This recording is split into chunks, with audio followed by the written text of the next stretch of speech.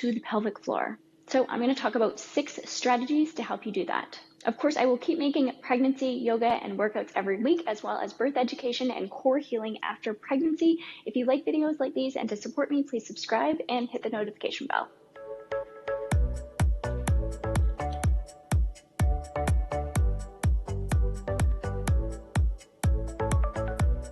In this video, we're talking about the second phase of labor. This is the point where the cervix is fully dilated. There is a clear path for the baby to come through.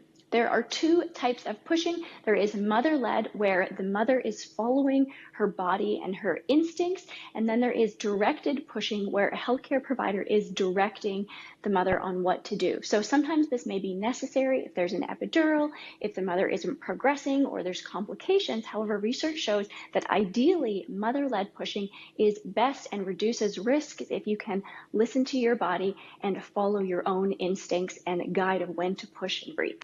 The first strategy is to labor down or wait after the mother is fully dilated until they feel the urge to push. This can take 1 to 2 hours after they're fully dilated, but research shows that it can reduce the trauma to the pelvic floor and tearing, as well as it can shorten pushing time, which can be the most exhausting part of labor. It can also help baby to rotate into the right position. So ideally, baby is facing your spine and is coming through this way. If baby is in a posterior or sunny side up position, they're facing the wrong way. It can extend labor time as well as increase the pain. And so we want baby to be in the right position. I actually have another video on how to get baby into the right position that I'll link to in the description box below. But laboring down can be one strategy to give baby time to get into the right position if they're needing to turn into the position to come out this way. I've talked about this before in other videos, but with my first baby, I didn't know about laboring down. I got to 10 centimeters and I pushed and pushed with all my might. I broke blood vessels in my face and I was exhausted. Whereas with my next 2 babies, I labored down. I waited until I felt the urge to push, until I could hear myself grunting until I was ready. And went much more slowly, reduced my pushing time, and was much less exhausting. The next strategy is to use a position that uses gravity to help you, so an upright position, as well as a position where you can move your pelvis. If you are on your back, you have weight pressing on your tailbone, which can close off your pelvis, making it harder for baby to sit through. You can also use the different rotation of your femur to help open the top or the bottom, depending on where baby is. So when baby is entering the inlet of your pelvis, you want to use an external rotation of your femur. So I'm going to get into a birthing position here, let's say on all 4s. So if we are birthing here, we have gravity to help us, as well as we can move our femur bones. If we have an external rotation, the inlet is going to be more open to have baby come through. And then as baby is moving out after the baby is crowning, you can then do internal rotation to be pushing out this way. So I've actually put 2 little dots on. So these are the ischial tuberosities, or your sit bones right here. I've put 2 dots on mine so that I can show you here. So if I am externally rotated, you can see that they are closer together. And then when the baby is crowning, you want to open up. And if I put my ankles out, I'm internally rotating. It's opening up the outlet of my pelvis to help baby come out. You can also use extension and flexion of the femur. So extension is going to be putting them behind, flexion, bringing your knees up that way. And a peanut ball is a great way to do this. So when you're trying to get baby engaged and into the inlet of your pelvis, you could use a peanut ball and lay on your side here. And you've got both the external rotation as well, and you could move back into An extended position here to also open the inlet more. And then again, when you're crowning, you can use flexion to open the outlet of your pelvis, bringing your knees up.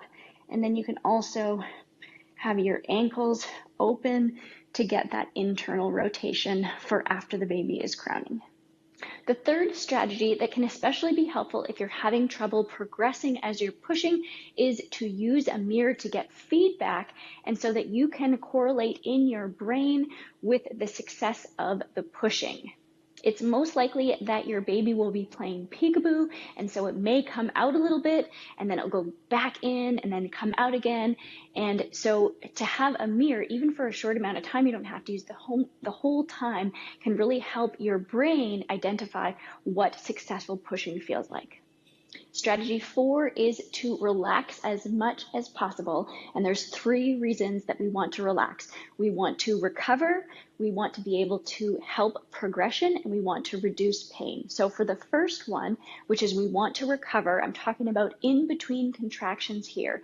You want to be resting and fully relaxing your whole body, your pelvic floor as much as possible. So a contraction is like a contraction of the muscle. Your cervix is contracting and opening, and we want to rest it between. So think of lifting something really heavy and holding it for a long amount of time. Your muscle is going to get sore. And if you have an opportunity to put it down and you're moving around and you're not fully relaxing it, the next time you go to lift up something heavy, it's going to be more tired than if you took that time to fully relax it between.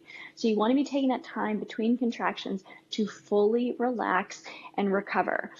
The next reason we want to relax is to help progression. So if we are tensing up and we're pulling away, it can be hindering our progression. We want to relax, we want to let our cervix open up, and so it may feel like we're moving into the pain, but you want to relax, move into it, let your body do the work so that you can get baby out to meet your baby.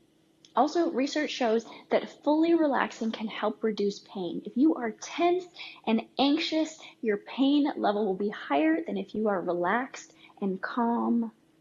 Mindset around the sensations is going to be everything. So if you understand that the sensations that you're having are helpful, they're progressing, and it's getting you closer to meeting your baby, it's a totally different sensation than a pain that is harmful and causing your body injury.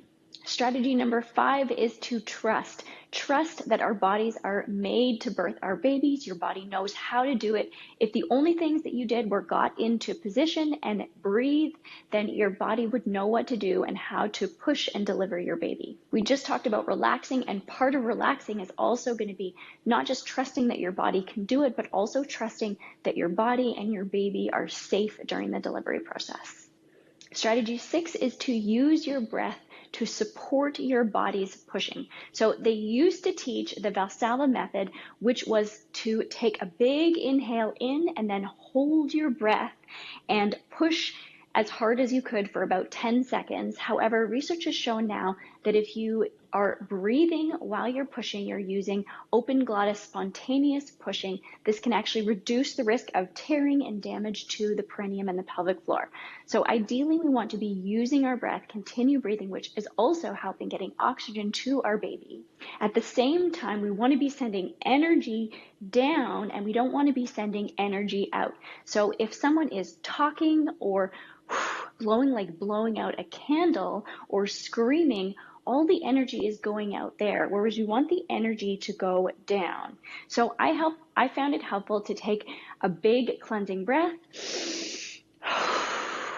out, inhale in, and then I used that yoga restriction as if I was blowing on a window, fogging it up, except I would close my mouth in and then out, and you can curl around your baby and do one slow exhale. I'm actually going to get on hands and knees here.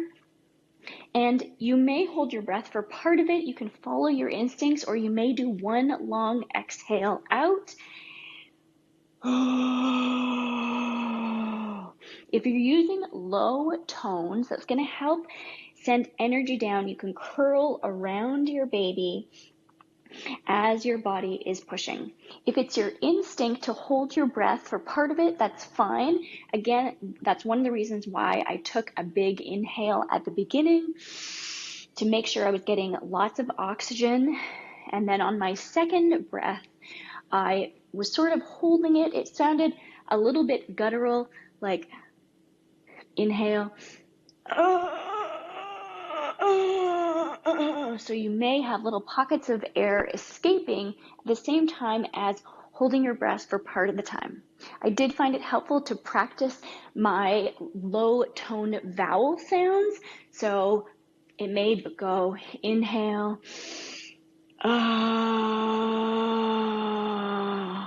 or you could use an ooh sound, inhale, ooh. Or you may enjoy using an E sound, E, for your pushing. I hope you found those strategies helpful. You are preparing, you are learning, you are going to do amazing. You're going to get to your birth and your body is going to know exactly what to do. Of course, I'm going to keep making pregnancy and postpartum yoga and workouts, birth education. If you like videos like these, please subscribe.